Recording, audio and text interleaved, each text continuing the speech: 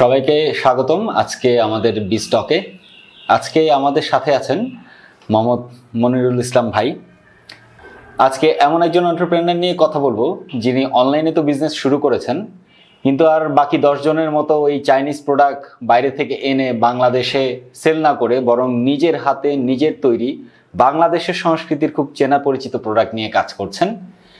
আজকে তার সাথে গল্প হবে, তার সাথে কথা হবে কিভাবে তিনি আজকে এই অনলাইন বিজনেসের এই পর্যায়ে আসলেন, তার উৎসাহটা কি ছিল, কিভাবে কাজ করেছেন, এবং এখান থেকে আশা রাখি আপনাদেরও কিছু না কিছু শেখার থাকবে কিভাবে অনলাইন বিজনেস স্টার্ট করা যায়। নিজের যদি কোনো বানানো প্রোডাক্ট থাকে, নিজের হাতে তৈরি যদি কোনো প্রোডাক্ট থাকে, সেটা নিয়ে কিভাবে অনলাইনে কাজ করা যায় এবং তার পেছনের গল্পগুলো আসলে কি থাকে, চ্যালেঞ্জগুলো কি থাকে, কোন জায়গায় প্রস্তুতিগুলো নেওয়া উচিত, এগুলো নিয়ে মোটামুটি সবকিছু নিয়ে আলোচনা হবে। তো মনিরুল ইসলাম ভাই কেমন আছেন? জি আছি আলহামদুলিল্লাহ ভালো। আপনি কেমন আছেন? ভালো আছি। আপনার যে বিজনেস অনলাইনে শুরু করা বিজনেস, তাই না? জি। এখন এই মুহূর্তে যে বিজনেসটা চলছে সেটা হচ্ছে আচারের বিজনেস। আচার, জি। বিজনেসটার নাম কি, অনলাইন পেজের নাম কি? মামা আচার। মামা আচার। মামা আচার, ভেরি নাইস নেম। এখানে কি কি ধরনের আচার নিয়ে কাজ করেন এবং ধরেন যে আজকে আচারের বিজনেসে কিভাবে আসা, এটা যদি একটু শুনি আপনার কাছ থেকে। আচারের বিজনেসে কিভাবে আসা সেটা বলি। সেটা হলো যে আমি তো জব করতাম, 2000-এ করোনার সময় জব চলে যায়। তখন চিন্তা করলাম যে না, চাকরি আর করবো না, নিজে দেখি কিছু করা যায় কিনা। তখন এই চিন্তাটা মাথায় অনেক ঘুরপাক খাচ্ছিল যে কি করব। অনেক ধরনের ইউটিউবে দেখলাম, বিভিন্ন পেজে দেখলাম মানুষ কি ধরনের জিনিস নিয়ে কাজ করে। তখন দেখলাম যে সবাই মানে মার্কেট থেকে প্রোডাক্ট কিনে সেল করার একটা দেখলাম সবার মধ্যে। তখন আমার মাথায় চিন্তা আসলো যে না, আমি এমন একটা কিছু করব যা শুধু আমার নিজস্ব প্রোডাক্ট থাকবে, আচ্ছা, এবং যেটার স্বাদও থাকবে ভিন্নতা, সবার থেকে একটু আলাদা। ছোটোবেলা থেকে একটা ছিল যে একটা ব্যতিক্রম কিছু করার, কেন জানি সুযোগটা আমি পাইলাম এইভাবে, হঠাৎ করে এইভাবে আচারে আসা। আর মামা আচার কেন দিলাম, এটা হলো আমার এক ভাগ্নে আছে, ও বিজিএম ইউনিভার্সিটির প্রফেসর, ওর উৎসাহতে আসলে মামা আচারটা দেওয়া। আচ্ছা, ঠিক আছে। আগে শুরুতে যখন জব করতেন কি ধরনের চাকরি করতেন? এইটা একটা ইচ্ছে ছিল, জিপিএস ট্র্যাকিংয়ে আমি অ্যাকাউন্টস, অ্যাডমিন, এইচআর তিনটাই দেখতাম। তখন করোনার সময় তো দেখেনি, দেশের অবস্থা খুব খারাপ হয়ে গেল, তখন অনেকেরই চাকরি চলে যায়, সেভাবে আমারও যায়। তারপরে ডাকছিল পরে আমাকে, পরে আমি আর যাই নাই আর কি ওদিকে। চাকরিটা যখন ছাড়লেন বা চাকরিটা যখন ছেড়ে দিতে হলো বা চলে গেল, সাথে সাথেই কি আপনি এখন যে বিজনেসটা করছেন সেটা? না, সাথে সাথেই আমি আসলে এই পর্যায়ে আসি নাই। আমি অনেক দেখছি, আমি নিজেও কয়েকটা নিয়ে ট্রাই করছি। যেমন চেষ্টা করলাম, দেখলাম যে কি নিয়ে কাজ করা যায়। আমি প্রথমে শাড়ি নিয়ে কিছুদিন ট্রাই করছিলাম, পরে দেখি যে না, শাড়িটা আসলে কি, এটা আসলে একটা কমন প্রোডাক্ট, যে আমার কাছে যে শাড়িটা আছে সেটা আরও 10 জনের কাছে আছে, সেম জিনিস, মানে ব্যতিক্রম কিছু না। কিন্তু আমার মাথায় কাজ করতে সবসময় যে ব্যতিক্রম কিছু করব আমি, যেটা শুধু আমার থাকবে, যেটা আমার নিজস্ব প্রোডাকশন থাকবে, আমার শুধু আমারই থাকবে। সেটা হয়তো আরও 10 জনে থাকতে পারে, কিন্তু সেটা স্বাদ এবং সব কিছুই আলাদা। তখন থেকে চিন্তা করলাম যে কি করা যায়। পরে আমার ভাগ্নে আছে একজন, বিজিএম ইউনিভার্সিটির প্রফেসর, ও বললো যে মামা তুমি আচার নিয়ে কাজ করো, কারণ তুমি যেহেতু অনেক আচার বানাও, অনেক আগের থেকে আচার বানাও এবং সবাই পছন্দ করে তোমার আচার। আসলে ওর উৎসাহে আসলে মেইনলি আমার আচারটা শুরু করা। আচ্ছা। আর আচার আমি আসলে বানাই হলো প্রায় 20 বছর পার হয়ে যাবে মনে হয় আচার বানানো।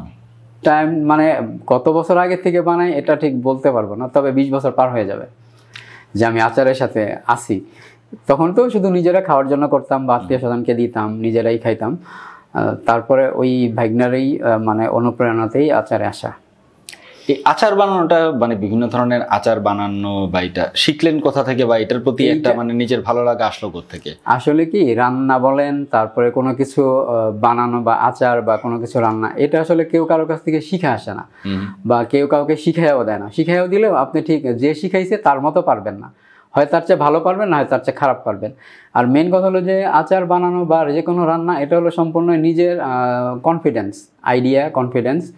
আপনার যদি 100% কনফিডেন্ট থাকে যে আমি যে কাজটা করতেছি এটা অবশ্যই ভালো হবে। যেমন আমার একটা কনফিডেন্স আছে, আমি চোখ বন্ধ করে বলতে পারি যে আমি যদি একটা আচার বানাই, আমার কেন জানি মনে হয় যে না, আচারটা মজা হবে এবং মানুষ এটা যদি খায় মজা পাবে, মজা লাগবে তার কাছে, এই কনফিডেন্সটা আমার সবসময় কাজ করে। যে আমি একটা জিনিস করলাম যে এটা মজা হবে না, এটা কোনো সময় কাজ করে না। যে না এটা হয়তো মজা নাও হইতে পারে, কিন্তু আমার কনফিডেন্স জানি কেন বারবারই আসে যে না এটা অবশ্য ভালো হবেই। এইখান থেকেই আসলে উৎসাহটা পাই, নিজের কনফিডেন্স। আমি যাই করি আমার একটা কনফিডেন্স থাকে যে আমার এই জিনিসটা ভালো হবে। তো ভাই আচার যে বানান, কি কি ধরনের আচার বানাইতে পারেন আপনি? আচার আসলে যেগুলো দিয়ে আচার হয়, যে সমস্ত ফল বলেন বা যে আমরা রসুনের আচারটা এখন আমাদের মেইনলি প্রোডাক্ট যাচ্ছে রসুনের আচার, এটা তো করি। তারপরে পাশাপাশি তেঁতুল, বড়ই তেঁতুল মিক্সড, বড়ই জলপাই, যেমন সিজনাল ফল যেগুলো পাওয়া যায়, বড়ইয়ের দিনে বড়ই, জলপাইয়ের দিনে জলপাই, আমের দিনে আম, এগুলো তো সিজনের পরে তো আর এগুলো পাওয়া যায় না। আর তেঁতুলটা সারা বছর পাওয়া যায়, তেঁতুলের আচারটা করি। আলু বোখরা আমি আরেকটা আচার করি যেটা হলো আপনার খেজুরের আচার। এই আচারটাও মানে খুবই টেস্টি হয়, এটা আসলে বাচ্চাদের খুব পছন্দ, যে এটা একটু মিষ্টি আচার তো বাচ্চারা খুব খেতে পছন্দ করে। যেমন আলু বোখরার আচারটাও বাচ্চারা পছন্দ করে খাইতে, এটাও একটু মিষ্টি ঝাল কম হয়, খাইতে পছন্দ এটা করে সবাই।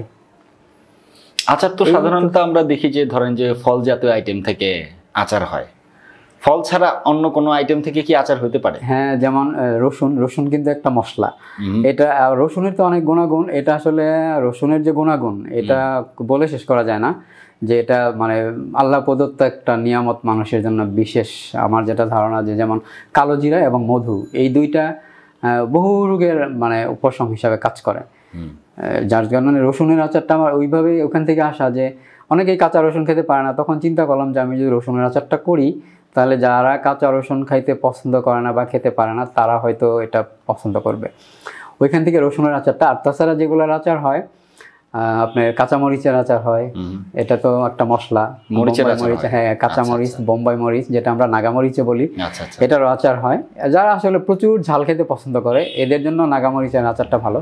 আর যারা আমরা মোটামুটি একটু ঝাল খাই তাদের জন্য আমার কাছে মনে হয় যে কাঁচামরিচের আচারটা বেস্ট।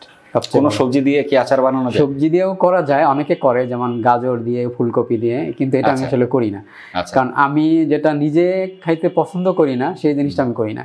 কারণ ওই যে আমার কাছে কেন জানি মজা লাগে না, যে ফুলকপি সবজি তারপরে গাজর এগুলো দিয়ে দেখতে খুব কালারফুল হয় কিন্তু অতটা টেস্টি না, আমার কাছে লাগে না। আমি মনে করি যে আমার কাছে যেটা মজা লাগবে আরো 10 জনের কাছে না হলেও 9 জনের কাছে মজা লাগবে।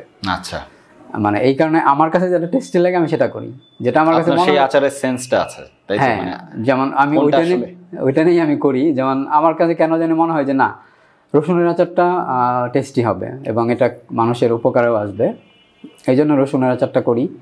আর নর্মালি তো দেখেন তেঁতুলের আচার, বড়ইয়ের আচার, বড়ই তেঁতুল মিক্সড, এগুলো তো সবাই করে, এটা তো আচারের মধ্যেই পড়ে এগুলো। যেমন কাঁচামরিচের আচার, এগুলো কিন্তু বাজারেও কিনতে পাওয়া যায়, দেখবেন অনেক বড় বড় ব্র্যান্ড আছে যারা রসুনের আচার, কাঁচামরিচের আচার এগুলো বিক্রি করে। আচারের জার্নিটা শুরু করলেন কিভাবে? পরে বললেন তো শাড়ি দিয়ে শুরু করলেন। শাড়ি দিয়ে শুরু করলাম, পরে যে বললাম যে শাড়ি তো আসলে সবাই করে। যেমন আমার কাছে যে শাড়িটা আছে সেটা দেখা যায় যে আমার সাথে যারা বিজনেস করতেছে তাদেরকে আমি চিনি না, জানি না, দেখা যায় তাদের পেজেও একই শাড়ি। ওই তখন চিন্তায় আসলো মাথায় যে না এইটা তো আসলে মানে আমার জন্য না। কারণ হলো যে আমি তো সবসময় চাই যে ইউনিক কিছু আমার জন্য, যেটা শুধু আমারই থাকবে। তখন থেকে চিন্তা করলাম যে না আমাকে অন্য কিছু করতে হবে যেটা শুধু আমার। ওইখান থেকে আসলে আচারের আইডিয়াটা আসা।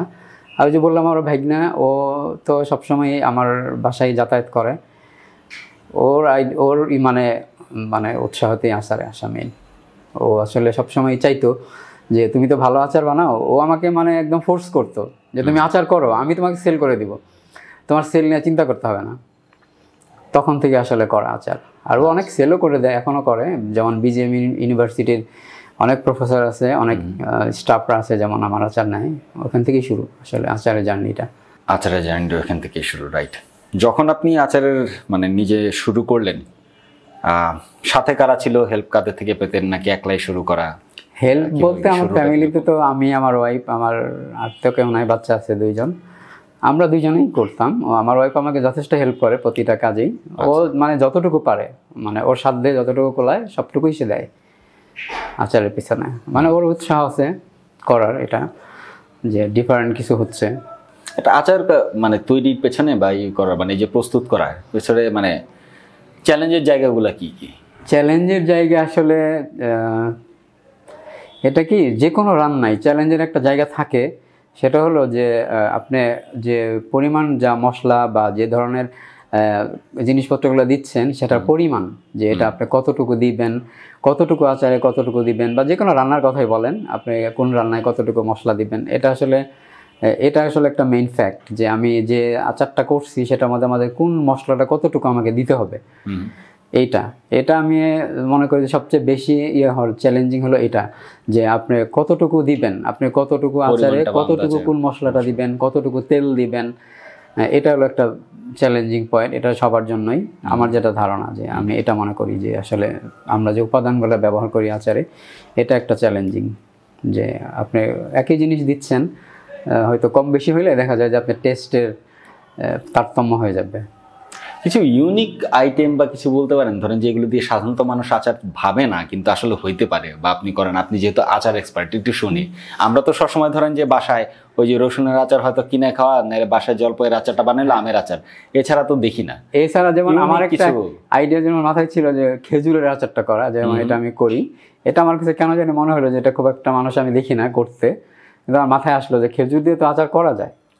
দেখলাম আমি প্রথমে আসলে আমি যে কোনো জিনিসই করি আমি নিজে আগে খাই, দেখি আসলে কেমন জিনিসটা খাইতে কেমন লাগে, তা দেখলাম না খেজুরের আচারটা আসলেই মজা। আপনার সাথে যখন ইনিশিয়ালি কথা হচ্ছিল আপনি বললেন যে মানে আমরা তো শুধু জানি যে ধরেন যে ফল দিয়ে অথবা যেমন সিজনাল ফল দিয়ে হয়, বাট এর বাইরেও ধরেন যে আপনি মাংসের কথা বলতেছেন, এটা দিয়ে আচার হয়। এটা দিয়ে আচার হয়, ইদানিং অনেকেই করছে, যেমন গরুর মাংসের আচার। গরুর মাংসের আচার, হ্যাঁ, গরুর মাংসের আচার, মানে এই জিনিসটাই মানে খুব ইউনিক লাগতেছে, মানে বা ইনফ্যাক্ট অদ্ভুত লাগতেছে, মানে জিনিসটা কি আরেকটু যদি ইলাবোরেট। এইটা হলো গরুর মাংসের আচারটা কি, যে এটা যে আমরা যেরকম ফলটাকে যেরকম ছোট ছোট কেটে একটা আস্ত আম দিয়ে তো আমরা আচার করি না, আমটাকে যেমন আমরা একটা স্লাইস করি, যে আমরা যে আচারটা করি ওই আচারের জন্য কিছু আচারের একটা ইউনিক স্লাইস থাকে। আপনি যদি কাশ্মীরি আচার করেন সেটার জন্য একটা আমের স্লাইস, আবার যদি আপনি টক মিষ্টি ঝাল যেটা আমরা ভাত বা খিচুড়ির সাথে খাই ওটার জন্য আচার যদি করেন ওটার একটা স্লাইস আলাদা।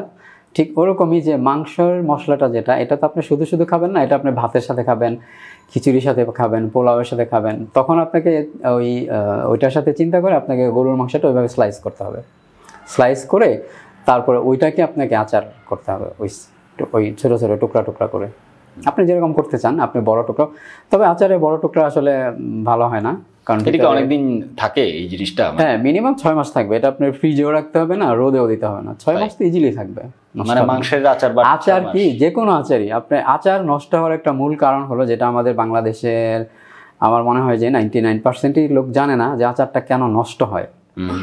আসলে কোনো আচারই নষ্ট হয় না যদি আমরা নিজেরা নষ্ট না করি। আচার নষ্ট হওয়ার একটা মূল কারণ হলো যে আমরা যে চামিচটা ব্যবহার করি সেই চামিচটা যদি ভিজা থাকে তাহলে আপনার আচারটা নষ্ট হয়ে যাবে এবং খুব তাড়াতাড়ি নষ্ট হবে। কারণ হলো যে আচারের মেইন শত্রু হলো পানি। কোনো কারণে যদি আপনার চামিচ ভিজা থাকে বা কোনো কারণে যদি এক ফোঁটার একটু পরিমাণ পানি আপনার আচারে যায়, আপনার আচারটা দেখবেন যে আপনি 1 সপ্তাহের মধ্যে আচারের মানে পুরো ফ্লেভারটাই চেঞ্জ হয়ে যাবে। তারপরে দেখবেন যে আস্তে আস্তে নষ্ট হয়ে গেছে। এটা আচ্ছা, পানি, আচারের মেইন শত্রু হলো পানি। আপনাকে পানি থেকে আচার দূরে রাখতে হবে। কোনো আচারই নষ্ট হয় না। আচার তো আসলে আচারে নষ্ট হওয়ার কিছুই নেই। আচার আমাদের কারণেই নষ্ট হয়, আমরা আচার নষ্ট করি। আসলে আচার আপনি রসুনের আচারটা দেখেন, আমরা 1 বছর ডেট দিচ্ছি, এটা আপনার 2 বছরও নষ্ট হয় না। আমার ঘরেই 2 বছরের আচার। আগে যখন আমি আচার করতাম নিজেরা খাওয়ার জন্য, তখন দেখা যেত যে 2 বছর আগের আচার আমার ঘরে রয়ে গেছে, নষ্ট হয়নি। দর্শক মণ্ডলী, আচার ভালো রাখার কিন্তু সিম্পল একটা তরিকা ভাই বলে দিল, সিক্রেট তরিকা। এটা হলো খুবই আসলে সিক্রেট, অনেকে জানেই না এটা। আসলেই মানে আমাদের জানাই থাকে না যে আচার কি করে। আমরা শুধু ভাবি যে হয়তো ফ্রিজে রাখলে, ফ্রিজে না রাখার কারণে বা রোদে না দেওয়ার কারণে আচার নষ্ট হয়, বাট ব্যাপারটা কিন্তু আসলে তা না। এত ঝামেলার দরকার নাই। যখন আমরা আচারটা খাচ্ছি বা তুলছি, চামচটা শুধু ভেজা না রাখলেই চলে, তাই না? চেষ্টা করতে হবে যে মানে চামচটা যেন শুকনো থাকে, কোনোভাবেই যেন চামচটা ভেজা না থাকে। পানি তো দূরের কথা, চামচটা যেন ভিজা না থাকে একদম। মানে পানি হচ্ছে আচারের শত্রু, পানি থেকে দূরে রাখবেন, ব্যাস, আর টেনশন করতে হবে না, আচার নষ্ট হবে না। আপনার ফ্রিজ নিয়েও টেনশন আগে যেমন আমার মা দাদি ওনাদেরকে দেখতাম যে আচার বানাইতো বছরের পর বছর, মাসে 1বার 2বার করে রোদে দিত। এটা ছিল এক সময় রোদে দেওয়া, কিন্তু আসলে আচার রোদে দিতে হয় না। আপনি আচার রোদে দিলে আপনি আচারের কালার নষ্ট হয়ে যাবে। এটা একটা ইম্পর্টেন্ট। আপনি রোদে দিবেন আচার, আপনার রসুনের আচার আর 2 দিন রোদে দেন, আপনি দেখবেন রসুনের আচার কালো হয়ে গেছে। আচ্ছা, আপনি ঘরে রাখেন, নষ্ট হবে না, কালারও চেঞ্জ হবে না। আর রসুনের আচার ফ্রিজে রাখলে তো এটা আপনার খাওয়ার অযোগ্য একটা জিনিস হয়ে যাবে। এটা আপনি খাইতেও পারবেন না।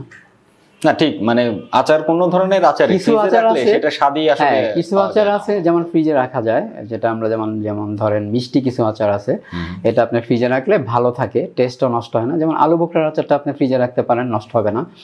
যেখানে আপনি নর্মালি 6 মাস থাকে সেখানে তো আরো 2-3 মাস বেশি ভালো থাকবে। যেমন কাশ্মীরি আচার আমের, এটাও আপনার নর্মালি হয়তো 1 বছর ভালো থাকবে, ফ্রিজে রাখলে এটা আপনার হয়তো আরো বেশি দিন ভালো থাকবে, নষ্ট হবে না। এটার কালারও নষ্ট হবে না, টেস্টও নষ্ট হবে না, বেশি দিন ভালো থাকবে। যেমন মিষ্টি যে আচারগুলো, তেঁতুলের আচার ধরেন, এগুলো আপনি ফ্রিজে রাখতে পারেন, কিন্তু তেলের আচার যেগুলো, এগুলো আসলে ফ্রিজে না রাখাই ভালো, কারণ ফ্রিজে রাখলে তেলের আচারগুলো আসলে গন্ধ নষ্ট হয়ে যায়, টেস্টও নষ্ট হয়, গন্ধও নষ্ট হয়।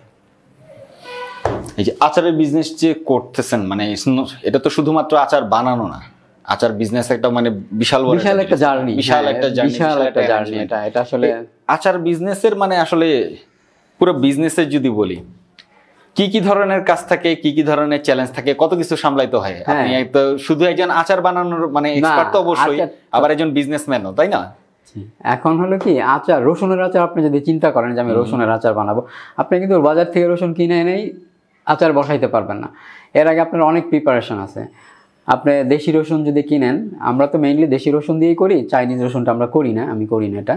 আমি নিজেও চাইনিজ রসুন বাসায় কখনোই কিনি না খাওয়ার জন্য। দেশি রসুন কিনলে আপনাকে প্রত্যেক রসুন খোসা ছাড়াইতে হবে, ছিলতে হবে। আবার যেমন আমার কিছু লোক আছে, ওনাদের কাজই হলো আমার রসুন ছিলে ওটাকে বাছাই করা, যে একদম ছোট দানাগুলা বাদ দেওয়া, এবং রসুনের যে স্পট পড়া দানা যেগুলো থাকে ওগুলা বাদ দেওয়া। আমি চেষ্টা করি যে আমার কোয়ালিটিটা আমি 100% মেনটেন করতে, যে প্রত্যেকটা রসুন যেন বাছাই করা থাকে, যে একটা রসুনের মধ্যে যেন কালো স্পট না থাকে, কোনো ধরনের পচা দাগ না থাকে। আমি এটা খুব মানে স্ট্রিক্টলি মেনটেন করি, যে আমার আচারে যেন একটা মানুষ, আমি তো 1 কেজি আচার আপনাকে দিলাম, আপনি তো 1 কেজি আচার একবারে খাবেন না, আপনি খাবেন একটা দানা বা একটা আপনি প্লেটে নিলে বড় জোর 5টা দানা নেবেন, কিন্তু আপনি 5টা দানা তো একবারে খাবেন না, আপনাকে একটা দানা খেতে হবে। কোনো কারণে যেন একটা দানা আপনার কাছে এরকম না যায় যে একটা দানার মধ্যে আমি কালো স্পট পাইছি। আমি এটা একদম 100% স্ট্রিক্টলি মেনটেন করি, যে কোনো কাস্টমার যেন কখনোই কমপ্লেন করতে না পারে যে মামা আচার কিনছি সেখানে একটা দানা পাইছি আমি যেটার মধ্যে কালো স্পট, কেউ বলতে পারবে না এটা। কারণ এটা আমি একদম মানে কঠিনভাবে নিয়ন্ত্রণ করি। আমার যারা রসুন ছিলে তাদের কাছে বলাই আছে যে যদি এরকম পাই তাহলে নেক্সট টাইম থেকে তোমাদেরকে আমি রসুন ছিলতে দেবো না। না, খুব ভালো। এটা তো গেল হচ্ছে যে ধরেন যে রসুনের শুধু একটা হিসেবে বাছাইয়ের প্রসেস, বা এটা মানে যে কোনো আচার বানানোর জন্য ধরেন যে বিজনেসের একটা প্রসেস, যে ভালো জায়গা থেকে সোর্সিং করা, না অনেকে আমাকে প্রশ্ন করে বানানো যে এটা কতটা হাইজেনিক। অনেক কাস্টমার ফোন করে আমাকে বলে যে এটা কতটা হাইজেনিক।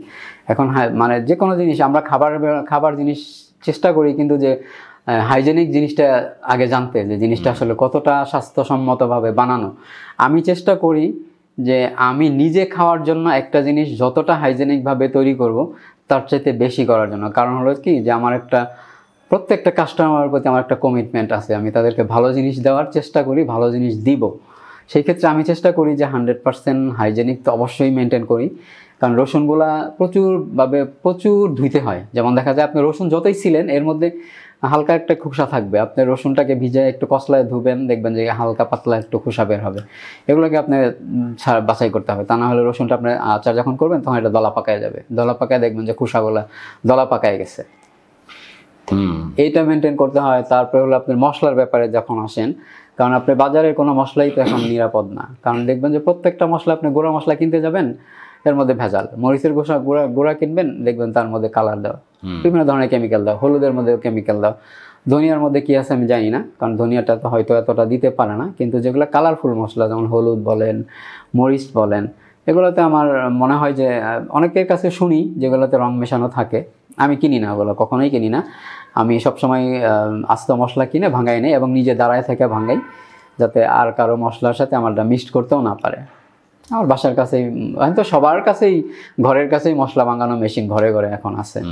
আমি চেষ্টা করি যে এই দিকটাও মেনটেন করতে, যে মশলাটাও যেন আমি নিজের হাতে ভাঙায় নিয়ে আসতে পারি।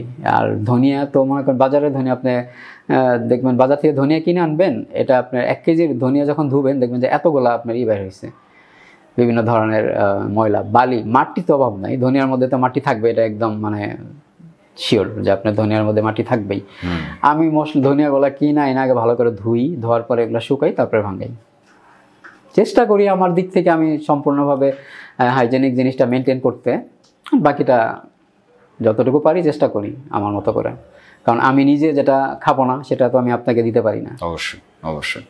বিজনেসের ক্ষেত্রে এই ব্যাপারটা খুবই ইম্পর্টেন্ট। যারাই বিজনেস করবেন সবসময় একটা জিনিস মাথায় রাখবেন যে আপনার বিজনেস যদি লং রানে করতে চান, আপনি যদি 1 মাস 2 মাস বা 3 মাসের বিজনেস করতে চান বা 6 মাসের, সেটা অন্য ব্যাপার। আপনি যে কোনো কিছু দিয়ে এসে জাস্ট সেল করে দিয়ে চলে যেতে পারেন। বাট আপনার যদি মনে হয় যে আপনি একটা ব্র্যান্ড দ্বারা করাতে চান, আপনি একটা নাম দ্বারা করাতে চান, আপনার বছরের পর বছর বিজনেসটা রান করতে চান, সেখানে খাঁটি জিনিসটা দেওয়া, কোয়ালিটি সম্পন্ন জিনিসটা দেওয়া খুবই জরুরি। সেটা হোক আচার, হোক অন্য যে কোনো product, always quality matters. So thank you. এই ব্যাপারটাতে আপনি যে অ্যাটলিস্ট আপনার জায়গা থেকে আমি চেষ্টা করি কোয়ালিটি মানে 100% মেনটেন করতে, কারণ বিজনেস তো একদিনের জন্য। আমি মনে করি যে এই আচারের বিজনেসটা আমার জন্য একটা বিশাল জার্নি। আমি এটাকে বহু দূর নিয়ে যেতে চাই। আমি জানি না কত দূর নিতে চাই, কিন্তু আমার অনেক স্বপ্ন যেটা আমি অনেক দূর পর্যন্ত নিয়ে যাব।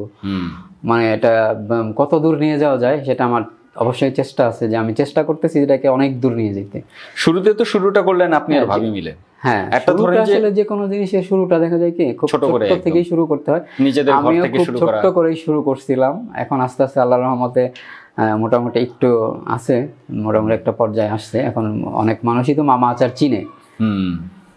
একটা অনলাইন বিজনেস মানে সেখানে কিন্তু অনেক কিছু, তাই না? মানে শুধু আচার বানানোর প্রিপারেশনের সাথে অনেক কাজ জড়িত। সেটার পাশে ধরেন যে আবার অনলাইন বিজনেসের মার্কেটিং এর জায়গা আছে, তাই না? সেখানে আবার কাজ করা, যদি ডিজিটাল মার্কেটিং হয় সেখানে কন্টেন্ট বানানো, সেগুলো দিয়ে আবার অ্যাড দেখানো, অনেক কিছুর জায়গা। সবকিছু কি একা করা হয় নাকি সেখানে? না, আমি সবকিছু একা করি না। আমি শুধু একটা কাজই করি, সেটা হলো যে আমি আচারটা আমি নিজ হাতে করি। আর বাকি কাজগুলো আমি আমার যেমন মার্কেটিংয়ের কাজ, আমার পেজের যত কাজ, সেটা আমার একটা বিশ্বস্ত প্রতিষ্ঠান আছে যাদের থেকে আমি একদম শুরু থেকেই বলা যায় যে বিজনেসটা আমি শুরুই করছি ওনাদের হাত ধরে। বিজ মেপার্স, একদম মানে অনেস্টলি বলতে হয় যে আমি শুরু থেকেই তাদের সাথেই আছি। এবং আমি আসলে যতদূর মানে আমি পারি, যতদিন আমি পারি তাদের সাথেই থাকবো। কারণ হলো যে বিজনেস এমন একটা জায়গা যেখানে একজন বিশ্বস্ত পার্টনার খুব দরকার। কারণ আমি যেহেতু সব কাজ একা করতে পারবো না, এবং একজন মানুষের পক্ষে সব কাজ করা সম্ভব না, যেটা আমি মনে করি। যে কারণ আমি যে কাজটা করি, এই কাজ করে আমি যখন অন্য কোনো কাজ করতে যাব, সেটা আসলে যদি আমি বলি যে পারবো, এটা আসলে একটা গল্প হবে, এটা আসলে একটা মিথ্যা কথা হবে। কারণ হলো এটা কোনোভাবেই সম্ভব না, এটা কোনো মানুষের পক্ষেই সম্ভব না। কারণ হলো যে আমি যেহেতু আমার নিজ হাতে আমার আচারটা আমি তৈরি করি, এখানে আমি সেকেন্ডলি কাউকে আমি হাত দিতে দিই না। যার কারণে আমার বিজনেসের পার্টনার হিসেবে অবশ্যই একজন দরকার, যে আমার প্রতিটা কাজ করে, আমার অ্যাড, আমার বিজ্ঞাপনটা কিভাবে চলবে, আমার কাস্টমার কিভাবে আসবে, এবং কাস্টমার সমস্ত কিছু আমি বিজ ম্যাপারের সাথেই শেয়ার করি। ওনাদের সাথে আমার কাজ মেইনলি। কারণ আমি আমার পেজের কোনো কাজই করি না বলতে গেলে। আসলে আমি পেজ আমি দেখিও না যে আমার পেজে কি হচ্ছে না হচ্ছে। ওনাদেরকে আমি একদম 100% বিশ্বাস করি, ওনারাই আমার কাজটা করে। মনু ভাই, আচার বানানোর ক্ষেত্রে আপনি যেরকম মানে নন নেগোশিয়েবল কোয়ালিটির দিক থেকে একদম নিজের হাতে সবকিছু নিজের মতো করে করা, তো এই জায়গায় কি মানে একেবারে সম্পূর্ণভাবে নিজের হাত দিয়ে করে নাকি মানে সাথে মানুষ থাকে বা হেল্প করে, বা মানে সময়টা কিভাবে করে নেন নিজেই? যদি আমার ওইটুকু জায়গাতে কেউ থাকে না। যেমন আমি আচারটা একদম প্রিপারেশন, যখন আমি আচারটা বসাই এবং আচারটা যখন আমার চুলা থেকে নামে, এই যে একটা জার্নি, এর মধ্যে কেউ থাকে না। একদম মানে কড়াইতে তোলা থেকে কড়াই থেকে নামানো পর্যন্ত এর মধ্যে কেউ থাকে না। এর মধ্যে পুরাটাই আমি থাকি। এর মধ্যে আমি যেমন আমি যখন কখনো কোনো কাজে যদি বাইরে থাকি, দেখা যায় আমার প্রতিদিন তো একটা রুটিন থাকে যে আমার আজকে এইটুকু আচার করতে হবে। আমি আমার ওয়াইফকে যদি বলি যে তুমি 1 পাতিল আচার বসায় দাও, বা আমার আজকে রাত 10টা বাজবে, তুমি তাহলে 1 পাতিল আচার বসায় দাও, ও কিন্তু এই কাজটা করতে চায় না। ও কিন্তু সবকিছু জানে যে আমার সবকিছু কিন্তু মেজারমেন্ট করা আছে, এবং সবকিছু আমার মানে আমি যতটুকু দেই, এবং প্রত্যেকটা জায়গার জন্য একটা আলাদা আলাদা মেজারমেন্ট কাপ বলেন, মেজারমেন্ট বাটি বলেন, বা মেজারমেন্ট যাই বলেন, মেজারমেন্ট করার জন্য সবকিছুর জন্য আলাদা আলাদা জিনিস থাকে। কিন্তু তারপরে কিন্তু ও কিন্তু এই কাজটা করতে চায় না, কয় না এটা তো আমি আসলে পারবো না, এটা আমার দ্বারা হবে না। আমি কিছু তুমি তো দেখতেছো প্রতিদিন যে আমি কি কি দিচ্ছি, কতটুকু দিচ্ছি, প্রত্যেকটা জায়গায় প্রত্যেকটার মধ্যে আলাদা আলাদা তোমার মেজারমেন্ট দেওয়া আছে, কাপ দেওয়া আছে বা কিছু একটা দেওয়া আছে, তারপরে সেই কাজটা করতে চায় না। যার কারণে ওইটুকু কাজ, যেমন আচার বসানো থেকে শুরু করে আচারটা নামানো পর্যন্ত, এই যে একটা জার্নি বলেন, যাই কিছু বলেন, এখানে মানে 100% আমাকেই থাকতে হয়। আচারটা তো ধরলাম রসুনের আচার বলি অথবা জলপাইয়ের আচার, তাই না? ঘরেই তো বানানো যায়, কিন্তু তারপরও ওই যে আপনার যে এত পরিমাণ সেল বা এত পরিমাণ মানে প্রতিদিনই তো প্রায় 20 থেকে 30 কেজি আচার যাচ্ছে, তাই না? আলহামদুলিল্লাহ, তা তো যাই, কোনো দিন বেশিও যায়, 50 কেজিও যায়, তাই না? হ্যাঁ 50 কেজি এরকম রেকর্ডও আছে যে আমার হয়তো একদিনে 53 কেজি পর্যন্ত একদিনে 53 কেজি পর্যন্ত গেছে। 20-30 কেজি তো মানে ইউজুয়াল ব্যাপার আর কি। এই যে প্রতিদিন যে 20-30 কেজি শুধু একটা আচার, তাই না? মানে রসুনের আচারে 20 থেকে 30 কেজি প্রতিদিন বানানো হচ্ছে। এই যে এত আচার যে বানাচ্ছেন, মানে ধরেন যে রেসিপিটা কি, মানে ভিতরে সিক্রেটটা কি? মানে মানুষ যে করে চাইলে তো মানুষ নিজেই বানায় খেতে পারতো। হ্যাঁ, তারপরে আমি আপনাকে বলে দেব, কাছ থেকে যারা নিচ্ছে, আমি আপনাকে অনেক রিপিট অর্ডারও আছে, তাই না? আমি আপনাকে আমার আচারের পুরো রেসিপিটা আপনি চাইলে আমি ভিডিও দেখায় দিব, আপনাকে আমি বলেও দিব যে এই জিনিসগুলো দিচ্ছি। আসলে হয়েছে কি যে আপনি তারপরেও আমারটার মতো হবে না, আপনারটা হয়তো আমারটার থেকে অনেক বেশি মজা হবে অথবা একটু কম হবে, কিন্তু আমারটার মতো হবে না। কারণ হলো কি, আমি আমার একটা জায়গা থেকে কাজ করি যে আমার প্রত্যেকটা কাজের মধ্যে আমার একটা কনফিডেন্স থাকে। হ্যাঁ, যেটা হলো কি, যেটা আসলে আমি খুবই চিন্তা করি যে কনফিডেন্টলি আমি কাজটা করতেছি, যেটা টেস্ট হবেই। কেন জানি আমার মাথার মধ্যে এই জিনিসটা কাজ করে যে কনফিডেন্স একটা জিনিস, যে আমি কি দিচ্ছি, কতটুকু দিচ্ছি, এটা আসলে আমার সম্পূর্ণই মানে নিজের কনফিডেন্সের উপরে ডিপেন্ড করে। যে নিজের একটা আন্দাজ চলে আসছে, নিজের একটা আন্দাজ তো আছেই। মেইন যেটা হলো যে আসলে পৃথিবীতে সিক্রেট বলে কোনো রান্নারই আমার মনে হয় যে সিক্রেট বলে কোনো জিনিস নাই। যে কাজটা করে, রান্নার কোনো সিক্রেট নাই, কোনো সিক্রেট নাই। যে কাজটা করে একদম কিন্তু খোলাসা করে দিচ্ছে দর্শক, বুঝছেন? কনফিডেন্সটা চাইলে আপনারা শুরু করে দিতে পারবেন, পুরোটা দেখেন, শুনেন। আমি বলে দিব যে আমি আপনাকে কিভাবে আচারটা করি, কোন মশলাটা দেই, কতটুকু দেই, কখন দেই, সব আপনি চাইলে আমার ভিডিওতে দেখতে। অনেক কাস্টমার কিন্তু দেখেও। আমার এক কাস্টমার আছে। আপনার এই ভিডিও আছে? আমার না, আমার হচ্ছে কি, আমার এক কাস্টমার আছে। দর্শক মন্ডলী, আপনারা যদি চান কমেন্টে জানাবেন, দরকার হলে আমরা মনিরুল ভাইয়ের এই যে আচার বানানোর সিক্রেট পুরো রেসিপি আপনাদেরকে দেখি কতজন কমেন্ট করে, ভিডিও দেখাই দিতে পারবো। আমার এক কাস্টমার আছে খুলনার, উনি হোয়াটসঅ্যাপে একদিন নক করছে আমাকে। আচ্ছা, আমাদের রেগুলার কয়েকবার নিছে উনি আচার। পরে ফোন করে বলছে, ভাই কি করতেছেন? আমি তো বলি, ভাই যে আচার বসাইছি তো। পরে উনি বলে যে আচার বসাইছেন, আপনি কি আচার নিজেই করেন? আমি বলছি, হ্যাঁ আমি তো নিজেই করি আচার। আপনি যদি চান ভিডিও কল দেন, আপনাকে আমি দেখাচ্ছি যে আমি কীভাবে আচারটা করি। উনি দেখলো, অনেকক্ষণ যাবত দেখলো, 15 মিনিট যাবত দেখলো। পরে বললো যে না, আসলে তো আপনি নিজেই করেন। আমি বলছি, না আসলেই আমি নিজে করি। আসলে আমি নিজে করি তা না, এটা আসলে কোনো গল্প না, এটা আমি নিজেই করি। আচারটা বানানো আমি এখানে আসলে কেউ আসে না, এটা আমি নিজেই করি। আমি কয়েকজনকে দেখাইছিও, মানে যারা আমার হোয়াটসঅ্যাপের সাথে কানেক্টেড আছে, কেউ যদি দেখতে চায় বা আমি আচারটা যখন বসাই তখন যদি ওনারা কল দেয়, ওনারা দেখতে চাইলে আমি দেখাই দিই। আমি আপনাকে বলে দিব আমার আচারের সিক্রেট, যে আমি কীভাবে আচার দিই, কখন কোনটা দিই, কখন তেল দেই, কখন মশলা দেই, কখন রসুন দেই, কখন তেঁতুল দেই। চাইলে আপনারা সব কিছু দেখতে পারবেন। মনির ভাই, বিজনেস যখন শুরু করলেন মামা আচারের, অনলাইনে মামা আচারের শুরু থেকেই বললেন যে বিজ ম্যাপার্স, যেটা মার্কেটিং প্রতিষ্ঠান আপনার সাথে আছে, বিজ ম্যাপার্সের সম্পর্কে কিভাবে জানলেন, কিভাবে এখানে অ্যাটাচমেন্টটা হলো, এটা সম্পর্কে একটু জানতে চাই আপনার কাছ থেকে। আচ্ছা, বিজ ম্যাপার সম্বন্ধে কিভাবে জানলাম, আমাদের ওটি এর একটা ইফতার পার্টি ছিল গুলশানে, গত বছর সম্ভবত 2022-এ। ওইখানে আমি সমীরণ ভাইকে আমি আগে থেকেই চিনতাম। আচ্ছা, মানে ওটি এর মেম্বার হিসেবে চিনতাম। ওনার সাথে মাঝে মধ্যে আমার ফেসবুকে টুকটাক হাই হ্যালো হতো, এর বেশি কিছু না। মাঝে মাঝে এইটুকুই হইতো, হাই হ্যালো কেমন আছেন, বাস এইটুকু। সেটা ওটি এর শুরু থেকেই ওনার সাথে আমার ফেসবুকে অ্যাড ছিল, ওনার সাথে হাই হ্যালো হইতো। তারপরে হলো যে উনি ওই ইফতার পার্টিতে একটা ঘোষণা দিলেন যে ওনারা নাকি একটা করতেছে, এজেন্সি করছে বা সামনের মাসে হয়তো স্টার্ট করবে। তখন আমার চিন্তা হলো যে আমারও তো একজন দরকার, কারণ আমি তো নিজে সব কাজ করতে পারবো না। কারণ বিজনেস করতে গেলে, অনলাইনে বলেন আর যে কোনো বিজনেসই করতে গেলে, একজনের একা পক্ষে সব কাজ করা সম্ভব না। আপনি বিজনেস করতে গেলে আপনাকে অবশ্যই লোক লাগবে। তখন আমি সমীরণ ভাইয়ের সাথে যোগাযোগ করলাম। পরে বললো যে আমাদের অফিস তো মোহাম্মদপুরে, আপনি তাহলে একদিন আসেন। ওইভাবে ওনার সাথে কথা বলে একদিন আসলাম। আসার পরে ওনাদের প্ল্যানিং সব কিছু দেখলাম, দেখে ভালোই লাগলো। তারপরে থেকে ওনাদের সাথে আসি। সেটা হলো 2022-এর আমরা ফার্স্ট স্টার্ট করি টেস্টের জন্য সম্ভবত জুলাইয়ের লাস্টের দিকে বিজ ম্যাপার্সের সাথে আমি শুরু করি। সেটা ছিল 2022-এর জুলাইয়ের লাস্টের দিকে। তারপরে থেকে চলছে কন্টিনিউ, এখন পর্যন্ত আছি বিজ ম্যাপার্সের সাথে। আশা করি আমি যতদিন, জানি না আল্লাহ কি আছে আমার কপালে রাখছে, আমি চেষ্টা করবো বিজ ম্যাপার্সের সাথেই থাকতে। কারণ এই যে বিভিন্ন জায়গায় দৌড়াদৌড়ি করা, এটা আমার নীতিতে নাই, আমি করি না। কেন বিজ ম্যাপারস এর সাথে থাকতে চাচ্ছেন এবং আসলে বিজ ম্যাপারস এর কি কি সাপোর্টটা পাচ্ছেন যার কারণে মনে হচ্ছে যে বিজ ম্যাপারস এর সাথে কেন আছি? আসলে বিজ ম্যাপারস এর সাথে আছি, ওনারা আমার বিজনেসে পুরাটাই দেখে। মানে বিজনেস বলতে যেমন আপনি শুধু প্রোডাকশন করে বসে থাকলে তো লাভ নেই। আপনি প্রোডাকশন যে কেউ করতে পারে, আপনি ঘরে বসে যে কোনো প্রোডাকশন, যে কোনো প্রোডাক্ট আপনি ঘরে বসে বানাইতে পারেন, মার্কেট থেকে সোর্সিং করে প্রোডাক্ট নিতে পারেন, কিন্তু সেটা খাওয়াবেন কোথায়, সেল করবেন কোথায়? সেটার জন্য একটা প্ল্যাটফর্ম অবশ্যই আপনাদেরকে লাগবে। আমাদেরকে অবশ্যই সেল করার জন্য একটা কাস্টমারের কাছে যাইতে হবে, সেটার জন্য আপনাকে একটা মাধ্যম লাগবে। হয় আপনি ফেসবুকে অ্যাড দিবেন, তা না হলে বিভিন্নভাবে যেভাবে হোক আপনাকে কাস্টমারের কাছে পৌঁছাইতে হবে। রাইট। আপনার প্রোডাক্ট যে আছে সেটা যদি কাস্টমার না জানে তাহলে কাস্টমার কিনবে কীভাবে? আমার বিজনেসের পুরো কাজটাই বিজ ম্যাপারস করে।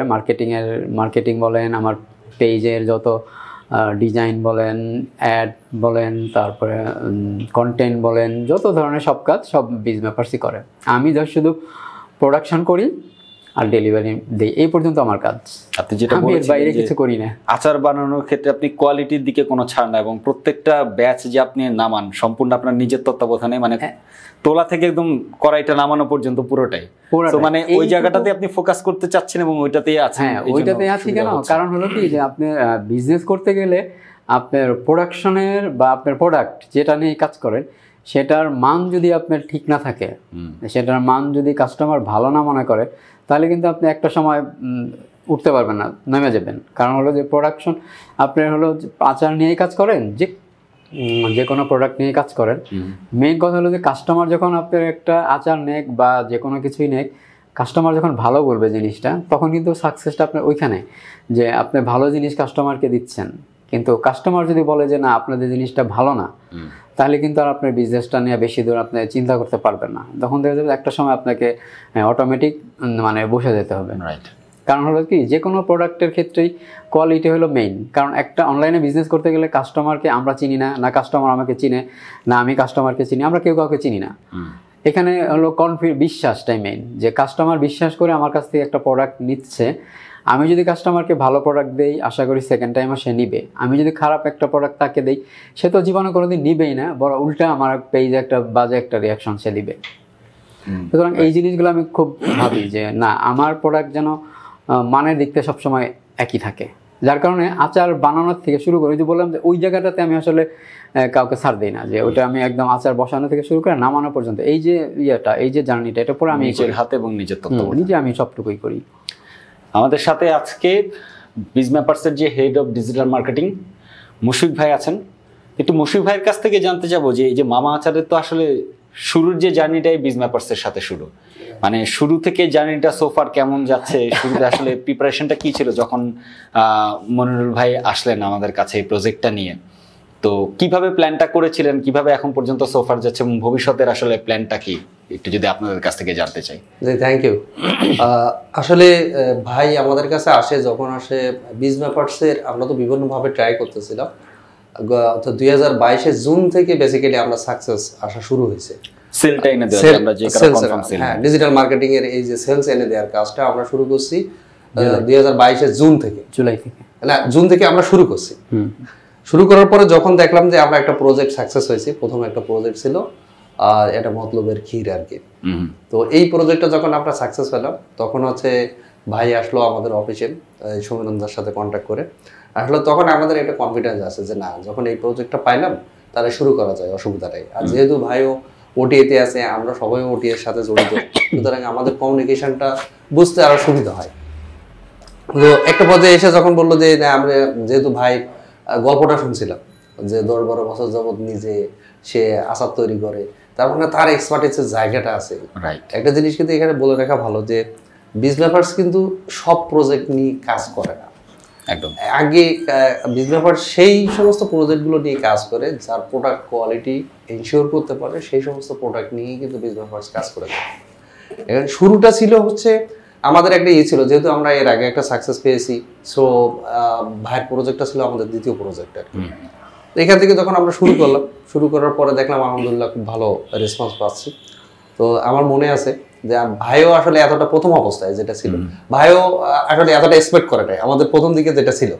জুলাই মাসের শেষের দিকে যখন আমরা শুরু করলাম প্রজেক্টের টেস্ট পারপাস শুরু করলাম, তো ভাইয়েরও ওইরকম প্রিপারেশন ছিল না। যে ভাইও এক্সপেক্ট করে নাই যে আমরা প্রথম মাসে এত ভালো রেসপন্স পাবো, ইভেন আমরাও না। তো যখন হলো কি যে 1 মাসে অ্যাড চালানোর পরে আমাদের সেকেন্ড মান্থে পুরো অ্যাড বন্ধ রাখতে হলো, এত পরিমাণে অর্ডার আসছে যে আমরা আসলে সাপ্লাই দিতে পারি না। আমি যদি একটু করি এখানে অ্যাড করি, আমার যতটুকু মনে আছে প্রথম যখন অ্যাড রান করা হলো তৃতীয় দিনেই অ্যাড অফ করে দেওয়া হলো, কারণ হচ্ছে যে ওনার স্টকে ছিল 50 কেজি, প্রথম 2 দিনে 50 কেজি শেষ, পরে অর্ডার আসলে আমাদের 59 কেজি, পরে অর্ডার আসলো 59 কেজি।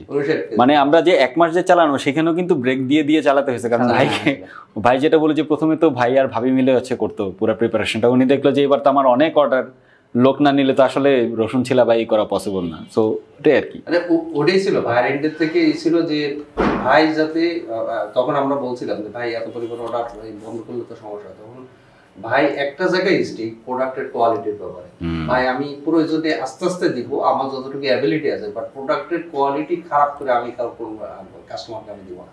রাইট, এই একটা জায়গা। আর এই জায়গাটা হলো আপনি জানেন যে বিজনেস পার্সনের সব প্রজেক্ট নিয়ে কিন্তু কাজ করে না, প্রোডাক্টের কোয়ালিটি এনশিওর করার পরে দেন কিন্তু বিজনেস পার্সন সেই প্রজেক্টগুলো নিয়ে কাজ করে। সুতরাং আমরা কিন্তু আগে যাচাই বাছাই করি যে আসলে ওনার এক্সপিরিয়েন্সের জায়গাটা। ধর ভাই কিন্তু 10-12 বছর যাবত, একজন মানুষ 10-12 বছর যাবত যখন আচারটা তৈরি করে, definitely he is an expert. তো এই জায়গাটা আমাদের মাথার ভিতরে কাজ করছে যে না, অন্তত এই জায়গায় প্রোডাক্টের কোয়ালিটি নিয়ে আমাদের কোনো চিন্তা করতে হবে না, কাস্টমারের কাছে অ্যাটলিস্ট যে আমাদের প্রোডাক্টের কোয়ালিটি নিয়ে কমপ্লেন শুনতে হবে না।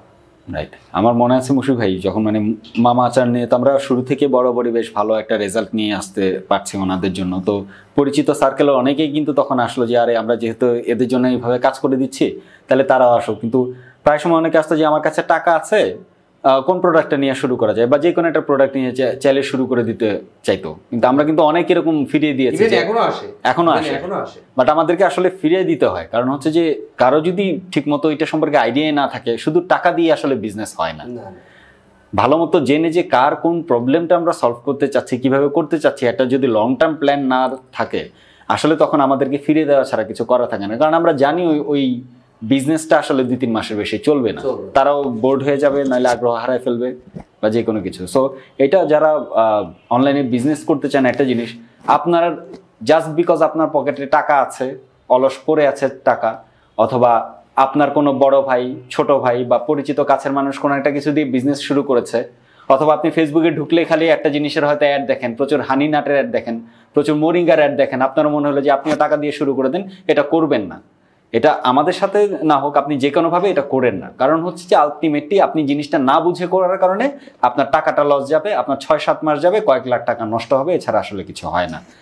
এই জন্য আমরা অনেককে ফিরিয়ে দিই যে তার টাকাটা নষ্ট করার দরকার নাই, আগে জেনে বুঝে করুক যে মানুষের কোন প্রবলেমটা সলভ করতে চাই। জাস্ট বিকজ হানি নাট চলে দেখে আমি হানি নাট নিয়ে শুরু করে দিলাম, জাস্ট বিকজ বাদামের গুঁড়া চলে দেখে আমি শুরু করে দিলাম, জাস্ট বিকজ মোরিঙ্গা চলে দেখেই আমরা শুরু করে দিলাম, এটা করতে যাবেন না। বিজনেসের এই জায়গাটা হলো কি, যদি আপনি লং টার্মে বিজনেস করতে চান তাহলে বিজনেসে আপস এন্ড ডাউন থাকবে। এক্স্যাক্টলি, আপস এন্ড ডাউন থাকবে। কিন্তু আপনার যদি প্যাশন না থাকে তাহলে যখন বিজনেসটা ডাউন হয়ে যাবে তখন আপনি ছেড়ে দেবেন, হতাশ হয়ে যাবেন, আপনি ছেড়ে দেবেন। ভাই যেহেতু আমরা মামা আচার নিয়ে কাজ করতে চাই, আমরা যে সব মাসে একরকম ভাবেই আমরা সেল এনে দিতে পারছি ব্যাপারটা কিন্তু সেরকম না। রাইট। কিন্তু ভাই যে শুধু যে টাকার জন্য বিজনেস করতেছে সেটাও না, ভাইয়ের এটা প্যাশনের জায়গা। ভাইয়ের এটা পেশার জায়গা। যেমন আপনি জানেন যে অনলাইনে বিজনেস করতে গেলে যেহেতু বাংলাদেশের ক্ষেত্রে বিশেষ করে ফেসবুক একটা সব থেকে বড় প্ল্যাটফর্ম ডিজিটাল মার্কেটিং এর, তো এই জায়গাটায় আমাদের অনেক কিছু ভেরিয়ার থাকে। অনেক সময় অ্যাড অ্যাকাউন্ট রেস্ট্রিক্টেড হয়ে যাওয়া, ডলার না পাওয়া, বিভিন্ন কারণে বিভিন্ন হয়ে থাকে। একটা দেখা যায় অ্যাড অ্যাকাউন্ট রেস্ট্রিক্টেড হয়ে গেছে, আমরা এর ভিতরে আবার ওই বিজনেসটা আমার অডিয়েন্স গুলো সব হারিয়ে ফেলছি, পরের মাসে আমি আবার ভালো রেজাল্ট পাচ্ছি না, মানে কস্ট পার রেজাল্ট বেড়ে যাচ্ছে, কন্টেন্ট নিউ চ্যালেঞ্জ থাকে। এই কন্টেন্টে এক মাসে কাজ করে তার এক মাসে করে না। রাইট। এই সমস্ত কিন্তু এটা চলতেই থাকে। বাট আলটিমেটলি কি যে এটা একটা টেস্টের উপরেই থাকতে হয়। আলটিমেটলি যদি আপনি বিজনেসে লেগে থাকেন তাহলে আপনার যে সফলতা ডাউনে থাকবেন না। আপনি যদি ওটা নিয়ে কন্টিনিউয়াসলি কাজ করতে থাকেন, একসময় আপনি আবার উঠবেন। ম্যাক্সিমামই যারা আসে, যাদের প্যাশন নেই, ওদের প্যাশন নেই, ওরা কাজ করতে আসলে ওই যে জাস্ট আপনি যেটা বললেন যে আমার টাকা আছে, আমি শুরু করে দিলাম, এখন মোরিঙ্গা চলতেছে মার্কেটে, আমি মোরিঙ্গা নিয়ে ঝাঁপায় পড়লাম। এখানে কি হয়, আপনি একসময় ডাউনে যাবেন, মাস্ট আপনি একটা পর্যায়ে থাকবেন না, আপনি বিজনেসে আপনার ডাউনে যাবেনই। যখনই ডাউনে যাবেন তখনই আপনি সেই বিজনেসটা ছেড়ে দেবেন, সে আর পারে না, মারা পড়ে যেটা হলো লস। বিজনেসটা বোঝে না, মাথা খোলে না যে আসলে কিভাবে ক্রিয়েটিভ উপায় করা যায়, তখন আসলে ছেড়ে দেয়। তো মনির ভাইয়ের কাছ থেকে একটু জানতে চাই, এই যে বিজনেসে তো আসলে আপস এন্ড ডাউনস থাকে, বিজমেপার্সের সাথে যে কাজ করে যাচ্ছেন, আমরা যে প্রতি মাসে যে একদম টপ নচ রেজাল্ট এনে দিতে পারি তা তো না। তো এই যে চ্যালেঞ্জের যে সময়গুলো যে যায়, তখন আসলে কিভাবে কাজগুলো এগিয়ে নিয়ে যান? আমাদের এন থেকে কি সাপোর্টটা পেয়েছেন এবং আপনি নিজের এন থেকে কি কি করেছেন একটু যদি বলেন। আসলে বিজনেস, সব বিজনেসেই মানে ভালো মন্দ আসবেই। একটা সময় ভালো সেল হবে, একটা সময় সেল কম হবে, এটা সবার ক্ষেত্রেই হবে, এটা শুধু আমার ক্ষেত্রে যে হবে তা না। বিজনেসের মানে ধরনটাই এরকম, আপনার প্রত্যেক মাসে একরকম সেল হবে না, কোনো মাসে কম হবে, কোনো মাসে বেশি হবে। এখন যেমন প্রত্যেকটা জিনিসের দাম বেশি, আপনি যে বাজারের সাথে কম্পেয়ার করেন দেখবেন যে গত বছরের থেকে আজকে এই বছরে প্রত্যেকটা আইটেমের দাম মিনিমাম 50% বেশি। রসুন তো প্রায় 4 গুণ হয়ে গেছে দাম। তারপরে কিন্তু আমরা চালায় যাচ্ছি যে আমার মার্কেটটা যেহেতু তৈরি হয়েছে, আমি চাচ্ছি যে আমার মার্কেটটা আমি ধরে রাখি। বিজনেস এক সময় তো উঠবেই, এটার জন্য আমি টেনশন করি না যে আমার বিজনেস এক সময় উঠবেই, কারণ আপনি যদি ধরে রাখতে হবে যে আপনি যে মার্কেটে যে একটা মানে ব্র্যান্ড দাঁড় করাইছেন, আমার ব্র্যান্ডটা কিন্তু মোটামুটি অনেক মানুষই জানে, চিনে যে মামা আচার একটা ভালো ব্র্যান্ড, তাদের প্রোডাক্ট ভালো, এটা কিন্তু সবাই জানে। যার কারণে বিজনেসের আপ ডাউন এটারে আমি এতটা টেনশন করি না, যে আপ ডাউন তো থাকবেই, এটা বিজনেসে থাকবেই। এটা যে আমি যদি মনে করি যে না আমার গত মাসে 1 লক্ষ টাকা সেল হলো, এই মাসে কেন কম হইলো, এই জন্য যে আপনাদেরকে বিজনেপার্সকে যে করা, কমপ্লেন করা যে কেন আমার হইলো না, এটা আসলে ঠিক না। এটা আসলে প্রত্যেকটা বিজনেসের ক্ষেত্রেই মানে আপ ডাউন তো অবশ্যই থাকবে। এটা শুধু বিজনেসের ক্ষেত্রে যে শুধু আপই থাকবে তাহলে তো আর হইলো না, এটা তো তাহলে অন্য জিনিস হয়ে গেল। সব বিজনেসেই থাকবে এটা নিয়ে আমি আসলে এত টেনশনও করি না যে এটা এক সময় থাকবে না, এটা আমিও জানি। মানে এই কনফিডেন্স আমার আছে যে এটা এক সময় থাকবে না। মুশিবের কাছ থেকে একটু জানতে চাই যে এই যে কোনো বিজনেস নিয়ে আমরা যখন কাজগুলো করি, হোক সেটা মামা আচার বা অন্য কিছু, চ্যালেঞ্জগুলো কিন্তু বিভিন্ন সময় থাকে। যেরকম আপনি বললেন যে অ্যাড অ্যাকাউন্ট রিলেটেড চ্যালেঞ্জ থাকে, আমার কন্টেন্ট রিলেটেড চ্যালেঞ্জ থাকে, সো আপ ডাউনগুলো কিন্তু থাকে। যদি একটু মামা আচারের উদাহরণ দিয়ে বলি যে এখানে যে আপস অ্যান্ড ডাউনসগুলো থাকে, বা যখন আমরা চ্যালেঞ্জিং পিরিয়ডগুলোতে আসি তখন আসলে, এবং আমরা তো সেগুলো ওভারকাম করেও আসছি টাইম বাই টাইম, সেই ওভারকামের সময়গুলোতে আসলে আপনারা কিভাবে কাজ করেন, কি কি আইডিয়া নিয়ে কাজ করেন, একটু যদি ইলাবোরেট করেন। আমার মনে হয় যারা আছে তারাও এখান থেকে আইডিয়া পাবে যে আসলে কি করা যায় চ্যালেঞ্জিং মুহূর্তটাতে। এখানে হলো কি যে যেহেতু আমি প্রথমেই বলছি যে বাংলাদেশে ডিজিটাল মার্কেটিং এর যে প্ল্যাটফর্মের ভিতরে ফেসবুক একেবারেই মোটামুটি 90% জায়গা দখল করে আছে। ফেসবুক ছাড়া বাংলাদেশের অনলাইন বিজনেস পসিবল না। তো আমরা ফেসবুকের ক্ষেত্রে যে টেকনিক্যাল কিছু জিনিস আছে যেগুলো তো আমাদের হাতে নেই, সেগুলো আমাদের অল্টারনেটিভ বের করে নিতে হয়, এটা সলিউশন। এখন আসেন যে আমার সব টেকনিক্যাল সাপোর্ট আছে, টেকনিক্যাল সাপোর্ট থাকলো, বাট আমার বিজনেসটা সেই আপনার মার্কে আসতেছে না, আমার এক্সপেকটেশন অনুযায়ী আসতেছে না। সেক্ষেত্রে কি করি, আমরা যে ফেসবুকের কিছু টুলস আছে অ্যাড ম্যানেজারে, আপনি জানেন যে অ্যাড ম্যানেজারে দিয়ে আমি দেখি যে আমার সেলসটা আসলে কেন আসতেছে না। সেই টুলস গুলো ইউজ করে কিন্তু আমি আইডেন্টিফাই করতে পারি ইজিলি যে আসলে আমার সমস্যাটা কোথায়। এখন এখানে আছে জিনিসগুলো হচ্ছে আমি টুলস গুলো ভালোভাবে ইউজ করতে পারি কিনা, এটা হচ্ছে ইম্পর্টেন্ট। তো যেহেতু আমাদের একটা এক্সপিরিয়েন্স আছে, সেইখান থেকেই আমরা খুঁজে বের করি, ওই টুলস গুলো আমাদের হেল্প করে প্রবলেমটা আইডেন্টিফাই করার জন্য। তো প্রবলেম যখন আইডেন্টিফাই হলো, কি প্রবলেম হলো, সেই হিসেবে আমরা সেটাকে আইডেন্টিফাই করে অ্যাকশন নিই, যে সেটা কারেকশন করে নেক্সট মুভ করি আর কি। সাধারণত কি ধরনের আপনারা অবজারভেশন দেখেন যে কোন কোন জায়গায় আপনাদের কারেকশন বা ইমপ্রুভমেন্টের দরকারটা হয়? প্রথমত আমরা দেখি যে আমি যখন একটা অ্যাড রান করলাম, অ্যাড রান করার পরে আমি দেখি আমার রেজাল্ট নেই, তখন তো অ্যানালাইসিস হয়। রেজাল্ট আসলে সেটা নিয়ে তো অ্যানালাইসিস করার দরকার হয় না। তো যখন আসলো না, তখন কয়েকটা টুলস আছে, যেমন যেহেতু আমরা ল্যান্ডিং পেজের মাধ্যমে সেল করি, রাইট, তাহলে আমরা প্রথমে দেখি যে আসলে আমার ল্যান্ডিং পেজটা ঠিকঠাক মতো কাজ করতেছে কিনা। আচ্ছা, যখন দেখলাম যে ল্যান্ডিং পেজ ইজ ওকে, এরপরে যাই যে আমার অ্যাডটা, যে অ্যাডের থেকে আমার ল্যান্ডিং পেজে মানুষজন ঠিক মতো যাচ্ছে কিনা। যদি দেখি যে আমার ল্যান্ডিং পেজে ঠিকঠাক মতো যাচ্ছে কিন্তু মানুষজন পারচেজ করতেছে না, আমার সেল নাই, তখন আমরা ল্যান্ডিং পেজটা অপটিমাইজ করি। এরপরে এটাতে গেল ল্যান্ডিং পেজটা অপটিমাইজ করতে করতে দেখি যে না, একটা পর্যায়ে যাওয়ার পরে আমরা স্ট্যান্ডার্ড ধরি মোটামুটি যে মিনিমাম আমার 5% সেল আসতে হবে। ল্যান্ডিং পেজে যদি 100 মানুষ যায়, তাহলে 5 জন মানুষ যাতে এখান থেকে কেটে, সেরকম একটা মিনিমাম স্ট্যান্ডার্ড, ম্যাক্সিমাম তো আছে। তো আমরা সেটাকে ধরেই আমরা কাজ করি। যখন দেখলাম যে আমার ল্যান্ডিং পেজ অপটিমাইজ করা শেষ, তখন এরপরও সেল আসতেছে না, আমি যখন দেখবো যে না আমার ল্যান্ডিং পেজ ইজ ওকে, তাহলে এখন কি করি যে আমার কন্টেন্ট নিয়ে কাজ করি। আমার কন্টেন্টে আসলে প্রবলেমটা কোথায়, আমার এই কন্টেন্টটা মানুষ খাচ্ছে না কেন, মানুষ দেখতেছে না কেন। তখন এটা দেখি, এটা দেখার পরে যখন দেখুন যে এই কারণে দেখতেছে না, তখন আমার নেক্সট আর একটা কন্টেন্ট তৈরি করি, সেই কন্টেন্ট নিয়ে কাজ করি। এরপরে যখন দেখলাম যে না কন্টেন্ট ভালো, আমার অডিয়েন্স ঠিক নেই, আমার ঠিকঠাক মতো তারপরে রেজাল্ট আসতেছে না, এখন কি করে আমার অডিয়েন্সকেই কাজ করতে হবে, তো তাহলে আমি রাইট অডিয়েন্সের কাছে যাচ্ছি না, তখন আমার অডিয়েন্স গুলো টেস্ট করতে হয় যে আমার কোন আমার এক্স্যাক্ট এই অডিয়েন্সটা। বুঝতে পেরেছেন। বিজনেসটা তো এখন পর্যন্ত মামা আচার, তার রসুনের আচার দিয়ে বিজনেসটা এখন পর্যন্ত আগাচ্ছে।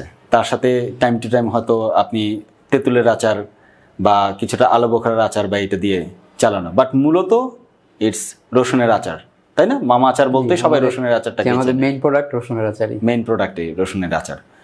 একটু মৌসুমী ভাইয়ের কাছ থেকে জানতে চাই, বিজ মেম্বার্স থেকে ধরেন এটা তো 2023 আজকে শেষ হচ্ছে, শেষের দিকে 2024-এ যে মামা আচার নিজেকে কিভাবে বিজনেস এক্সপানশনে যাবে সেটা নিয়ে বিজ ম্যাপার্সের প্ল্যানটা কি, এবং সেখানে মামা আচারের প্রতি বিজ ম্যাপার্সের সাজেশনগুলো কি কি এখন পর্যন্ত ঠিক করেছেন? এটা গুড কোশ্চেন, কারণ একটা প্রোডাক্টই তো আমাদের বিজনেসটা বড়, এক্স্যাক্টলি, এবং সেখানে অ্যাজ এ মার্কেটিং এজেন্সি আমাদেরও দায়িত্ব আছে তাদেরকে সাজেস্ট করার। ডেফিনেটলি আছে। তো এই জায়গাটা আমরা ধরেন অলমোস্ট আমরা 1 বছরের বেশি কিন্তু আমরা পার করে ফেলছি রসুনের আচার নিয়ে কাজ করতেছি, রাইট। এখন আমাদের সময় আসছে, যেহেতু আমার একটা number of audience, number of customer যারা অলরেডি আমার থেকে প্রোডাক্ট নিয়েছে এবং তারা স্যাটিসফাইড, যে তারা রিপিট অর্ডার করতেছে প্রতি মাসে, আচ্ছা রিপিট অর্ডার করতেছে, সো একটা কমিউনিটি অলরেডি আছে মামা আচারের। আচ্ছা, এটা কি বিজ ম্যাপার্সে মেইনটেইন করছে? হ্যাঁ হ্যাঁ, বিজ ম্যাপার্স মেইনটেইন করছে। তো ডেফিনেটলি এখন কি দরকার আমার তো মামা স্যারকে, ভাইকে তো আমি শুধু একটা জায়গায় আমি আটকে রাখবো না, ওনার এক্সপার্টিজ আছে, ওনার এই জায়গাটা ওনার প্যাশনের জায়গা, উনি তেঁতুলের আচার তৈরি করতে পারেন, উনি হচ্ছে জলপের আচার তৈরি করতে পারেন, মরিচের আচার তৈরি করতে পারেন, মানে যত ধরনের আচার আছে ভাই তো সবগুলোতে এক্সপার্ট। এখন যেহেতু আমাদের বিজনেস পলিসি অনুযায়ী আমরা একটা একটা করে প্রোডাক্ট অ্যাড করি, যে সিঙ্গেল জিনিস নিয়ে কাজ করে, সিঙ্গেল প্রোডাক্ট নিয়ে, তো আমরা অলরেডি একটা প্রোডাক্ট 1 বছরের বেশি আমরা দেখছি যে না এটা বিক্রি করে একটা কাস্টমার আমাদের বেস তৈরি হয়ে গেছে এবং সাস্টেইনেবল হয়ে গেছে বিজনেসটা, রাইট। এটা ধরেন কিরকম বিজনেসে তো আপস এন্ড ডাউন থাকে, বাট একটা সাস্টেইনেবল বিজনেস কিন্তু আছে, একটা কাস্টমার কিন্তু আছে, রাইট। সো এখন হচ্ছে আমার কাস্টমার বেসটা রেডি হয়ে গেছে, দেন হলো আমরা এখন প্রোডাক্টের পোর্টফোলিও বাড়ানো। আসারে আমরা যেহেতু ভাই আসারেরই এক্সপার্ট আর কি, আমরা আসারের বাইরে ডেফিনেটলি যাব না। সো আমরা নেক্সটে আমাদের প্ল্যান হলো জানুয়ারি থেকে আমরা একটা ফুল প্লেজারে আরো 4-5 ধরনের 4-5টা প্রোডাক্ট এখানে অ্যাড করা, নতুন আরো আচার ইন্ট্রোডিউস করা এবং সেগুলো নিয়ে হচ্ছে যে মার্কেটিং করে চালিয়ে যাওয়া। সেখানে একটু মনিরুল ভাইয়ের কাছ থেকে জানতে চাই যে এই যে প্ল্যানটা করা হলো, এখানে ধরেন যে আপনার এই প্ল্যানটা সম্পর্কে আপনার মতামতটা কি, এবং আসলে আপনি এটা এগ্রি করেন কিনা, বা এটা আসলে আপনার কাছে মনে হয় কিনা if it's a good plan, এটা আপনার কাছ থেকে শুনতে চাই। ধন্যবাদ। আসলে একটা প্রোডাক্ট নিয়ে তো বেশি দূর যাওয়া যায় না, আর একটা প্রোডাক্ট নিয়ে একটা প্রতিষ্ঠান খুব বেশি কিছু করতেও পারে না, যার কারণে আমাদের অবশ্যই প্রোডাক্ট বাড়াইতে হবে। আমি চিন্তা করতেছি এর মধ্যে যে আমাদের আরও কিছু প্রোডাক্ট নিয়ে আসবো, যেমন তেঁতুলের আচার, আলু বোখরার আচার, খেজুরের আচার, যেটা মার্কেটে খুব একটা মানুষ করে বলে আমার জানা নাই, তারপর কাঁচামরিচের আচার, এগুলো আমরা খুব তাড়াতাড়ি অ্যাড করবো আমাদের বিজনেসের সাথে। এটা কিন্তু মামা আচারের কাস্টমারদের জন্য খুব ভালো একটা দিন, যে এতদিন ধরে শুধু রসুনের আচার খাইছে, তারা অন্য কোনো আচার খেতে পারতেছে না। এটা আসলে আমাদের কাস্টমারের জন্য অবশ্যই একটা ভালোই হবে যে আমরা মামা আচারের অন্য আচারের টেস্টগুলোও দেখি কেমন। আশা করি কাস্টমার মানে ঠকবে না, কারণ মামা আচারের রসুনের আচার খেয়ে যেরকম তারা মানে পাইছে, কি বলা যায় এটাকে, যে ভালো একটা তাদের তৈরি হয়েছে যে না মামা আচার আসলেই ভালো। আমার যে বাকি আচারগুলো আসতেছে মার্কেটে, আশা করি কাস্টমার ঠিক ওইভাবেই নিবে যে না মামা আচারের প্রত্যেকটা প্রোডাক্টই আসলে ভালো। এতটুকু কনফিডেন্স আমার মধ্যে আছে, কারণ আমি তো যে কাজটাই করি আমি আসলে চিন্তা করি যে 100% কনফিডেন্টলি আমি চেষ্টা করি দিতে, যে যার কারণে যে আমার আচার পরবর্তীতে যে আচারগুলো আসবে, আশা করি কাস্টমার যদি একবার নেয় উনি আবার খুঁজবে আমাকে। এতটুকু কনফিডেন্স আমার আছে, এতটুকু কনফিডেন্স আমার আছে যে আমার আচার যে কোনো আচারই হোক, এটা একবার যদি কোনো কাস্টমার খায় সে আমাকে সেকেন্ড টাইম আমাকে খুঁজবে যে এই আচারটাই আমার লাগবে। আমি পার্সোনালি বিলিভ করি, কারণ আমি বাসায় গেছি, বাসায় গেছি এবং কত ধরনের আচার যে খেয়েছি, আমি সব আচারের নাম আমি এখন বলতে পারবো না, তবে 4-5 রকমের আচারের কথা আমার মনে আছে। যে আমরা আম সত্ত্ব খেয়েছি, ওইখানে। তারপরে আলু বোখরার আচার খেয়েছি, রসুনের আচার তো অ্যাজ ইউজুয়াল এগুলোতে আমরা খেয়ে, আমলকির আচার, তারপরে একটা ঝাল ছিল, একটা টকের একটা আচার ছিল, এটা মানে অসাধারণ। আমি ওই সময় তো ওই আরো স্বাভাবিকভাবে আমরা ভাই বাসায় গেলে যথেষ্ট পরিমাণে আপ্যায়ন করার চেষ্টা করছি, এবং আপ্যায়ন মানে কি হিউজ আপ্যায়ন করছে। তো আমি পার্সোনালি শুধু আচার ছাড়া আর কোনো কিছু খাইনি। আমি জানি অন্যগুলো তো আমি খেতে পারবো। আচার মানে কত ধরনের আচার যে খেয়েছি, সবগুলো আচার মানে আমার ভালো লাগছে পার্সোনালি, কারণ আমি নিজেই হচ্ছে একটু খুঁতখুঁতে টাইপের, আমি আচারের ব্যাপারে আমি সব আচার খাই না, তো ওইখানে প্রত্যেকটা আচারই অসাধারণ। তো মশু ভাই, এই যে সামনের যে একটা বিজনেস প্ল্যান আপনারা মোটামুটি দিলেন যে নতুন আরো কিছু প্রোডাক্ট সেখানে অ্যাড হচ্ছে, রসুনের আচার দিয়ে শুরু করে 1 বছর ধরে ইটস আ সাস্টেইনেবল বিজনেস, এখন আরো কিছু এখানে আচার অ্যাড হচ্ছে, সেগুলো দিয়ে আরো কিছু কাজ হবে। এইখানে আসলে বিজম্যাপার্স কি সাপোর্ট দিচ্ছে মামা আচারকে? একটা ভালো গুরুত্বপূর্ণ একটা কথা বলছেন, যে একটা জিনিস হলো কি, আমরা প্রথমেই দেখছি কি, প্রথমে আমি বিজনেসটা সাস্টেইন করে কিনা। রাইট, আমি 1 বছর ধরে একটা বিজনেস করে আসছি কন্টিনিউয়াসলি, এখানে আমি বুঝে গেছি যে আমার বিজনেসটা সাস্টেইন করবে। এখন আমার দরকার আমার বিজনেসটা ডেভেলপ করা দরকার, বিজনেসটাকে বাড়ানো দরকার, এক্সপানশন করা দরকার। মানে এই জায়গাটা আমার কি কয়েকটা জায়গা বিজনেস এক্সপানশনের জন্য আমার কিন্তু অনেক জায়গা আছে। যেমন আমি যদি প্যাকেজিং এর কথা বলি, প্রোডাক্ট ডেভেলপমেন্টের জায়গাতে তো ভাই তো আছে এক্সপার্টিস, নতুন আচার বিভিন্নভাবে টেস্ট করা, এটা তো ভাইয়ের পার্ট। আমাদের বিজম্যাপার্সের পার্টটা কোথায়? বিজম্যাপার্সের এখানে দেখেন মামা আচারকে রিব্র্যান্ডিং করে কিভাবে আরো মানুষের কাছে সুন্দরভাবে উপস্থাপন করা যায়, মানুষ আরো ভালোভাবে নেয়। এখানে কি থাকতে পারে? প্যাকেজিং এর একটা থাকে, তারপরে লেবেলিং থাকে, এখানে যে কি বলে এটাকে বোতল জাত, যেটাকে আমরা বলি জার, সেটাকে আমরা কিভাবে আরো ভালোভাবে দিতে পারি, এই সব কিছু নিয়ে কিন্তু বিজম্যাপার্স কাজ করতেছে। এবং আপনি বলতে পারেন যে আচারের মেলা, যেহেতু আগে একটা আচার ছিল শুধুমাত্র রসুনের আচার, সেখানে এখন মামা আচারের কাস্টমাররা পুরো অনেকগুলো আচারের কম্বিনেশন নিয়ে কিন্তু আমরা মার্কেটে আসতেছি, এবং আমাদের কাস্টমারদেরকে আমরা ভালো ভালো আচার খাওয়াইতে পারবো। এতদিন তো শুধু রসুনের আচার, ইভেন দেখবেন যে আমাদের অনেক কাস্টমারদের জিজ্ঞাসা করতো যে রসুনের আচার আপনাদের আর কি কি আচার আছে। তাদের জন্য সুখবর হলো যে আপনাদের জন্যই অনেকগুলো আচার নিয়ে আসতেছে। এর মধ্যে আপনি ধরেন তেঁতুলের আচার আছে, আপনার কাঁচামরিচের আচার, খেজুরের আচার, তারপরে ভাই একটা আলু বোখরা, যেটা মানে এটা যত ধরনের আচার করা যায় সবগুলো নিয়ে আসতেছে। এবং আমি পার্সোনালি ভাইয়ের বাসায় যে আমি খেয়ে আমি স্যাটিসফাই যে আলহামদুলিল্লাহ। এবং আমি মনে করি যে মামা আচারের যারা কাস্টমার আছেন বা নতুন যারা মামা আচারের কাস্টমার হতে যাচ্ছেন বা নিতে যাচ্ছেন, তারা অ্যাটলিস্ট আমি মনে করি তারা ঠকবেন না, ভালো কোয়ালিটির আচারটাই আপনারা পাবেন ইনশাআল্লাহ। Alright, great. আমরাও আশায় থাকলাম সেই জায়গায়, এবং এই জায়গায় আমাদেরও চেষ্টাটা থাকবে যে বিজম্যাপার্সের যে research and development team, product basket development team, তারা কাজ করে যাবে এটা রিব্র্যান্ডিং এবং চমৎকারভাবে নতুন নতুন যে প্রোডাক্টগুলো নিয়ে আসার ক্ষেত্রে। শেষ একটা প্রশ্ন মনিরুল ভাইয়ের কাছে, আজকে 2023 শেষের দিকে 1 বছরের একটা জার্নি সোফার গেল, একটা আচার, প্রধান আচার রসুনের আচার, সামনে আরো অনেক কিছু নিয়ে আসছেন, আরো আচারের মেলা নিয়ে আসছেন। মামা আচারকে এখন থেকে 2 বছরের মাথায় কোথায় দেখতে চান? 2025-এ আমরা কোথায় দেখতে চাই?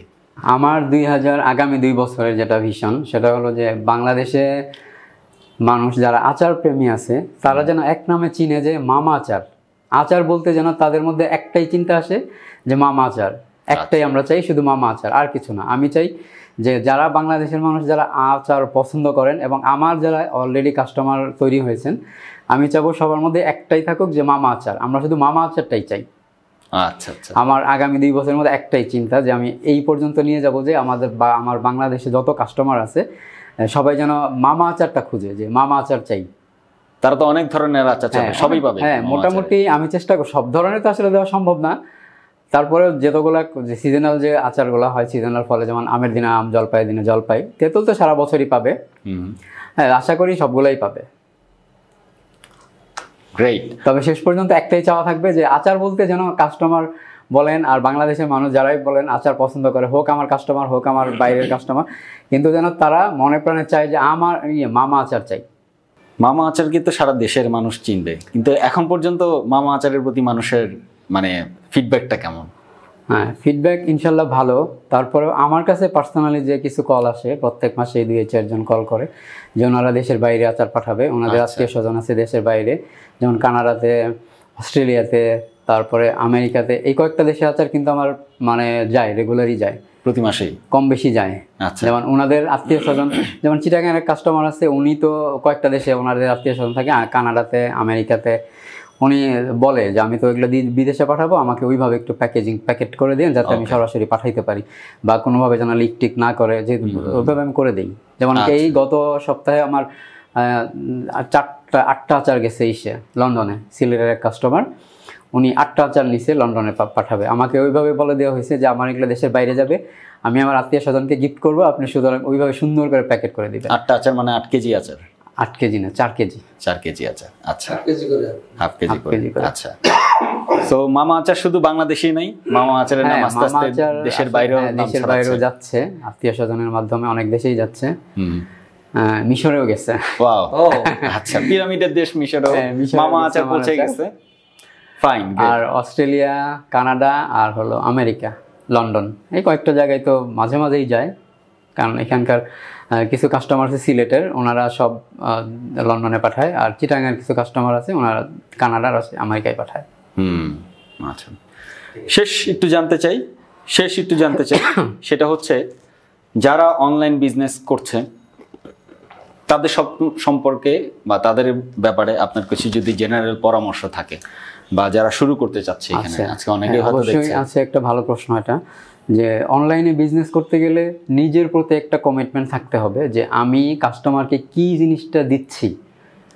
হ্যাঁ, এটা যদি আপনি নিজের প্রতি নিজে কনফিডেন্স না থাকে, নিজের প্রতি নিজের যদি জবাবদিহিতা না থাকে যে আমি কাস্টমারকে কি দিচ্ছি, আপনি নিজের প্রতি 100% সৎ থাকবেন যে আমি কাস্টমারকে ভালো জিনিস দিচ্ছি, আপনার কাস্টমারের অভাব হবে না। এতটুকুই আমার বলা, যে আপনি অনলাইনে বিজনেস করেন, এইটুকু মাথায় রাখবেন যে কাস্টমারের প্রতি আপনার একটা কমিটমেন্ট থাকতে হবে, আমি কাস্টমারকে ভালো জিনিস দিচ্ছি, কাস্টমারকে আমি ঠকাচ্ছি না। এটা সবারই মাথায় রাখতে হবে অনলাইনে বিজনেস করতে গেলে। কারণ অনলাইনে বিজনেস করতে গেলে আমরা কাস্টমারকে চিনি না, কাস্টমার আমাদেরকে চিনে না। এখানে মূল ইয়েটা হলো বিশ্বাস। কাস্টমার কিন্তু বিশ্বাস করে আমাদের কাছ থেকে অর্ডার করে। সেক্ষেত্রে আমরা যদি কাস্টমারের বিশ্বাসটা কোনোভাবে নষ্ট করি, সেখান থেকে উঠে আসা খুব কঠিন। যার কারণে আপনার বিশ্বাসটা আপনাকে ধরে রাখতে হবে, আর নিজের প্রতি নিজের একটা কনফিডেন্ট থাকতে হবে যে না, আমি কাস্টমারকে ভালো জিনিস দিচ্ছি। যেটা আপনি নিজে মনে করবেন ভালো, সেটা অবশ্যই সবার জন্যই ভালো হবে। এটাই আমার কাস্টমার, মানে অনলাইনে যারা নতুন বিজনেস করতে আসছেন বা এখনও যারা করতেছেন, এটাই আমার তাদের প্রতি মানে কথা, যে আপনারা অবশ্যই ভালো জিনিস দিবেন কাস্টমারকে, যাতে কাস্টমার স্যাটিসফাইড থাকে। আপনি নিজে স্যাটিসফাইড থাকবেন প্রোডাক্টের প্রতি যা দিচ্ছেন, কাস্টমারও স্যাটিসফাই হবে। আশা করি এইটুকুই মেনটেন করলে বিজনেসটা আপনারা করতে পারবেন অনলাইনে। Thank you so much. Thank you Monir ভাই, আজকে আসার জন্য, বিস্টকে আপনার সময় দেওয়ার জন্য।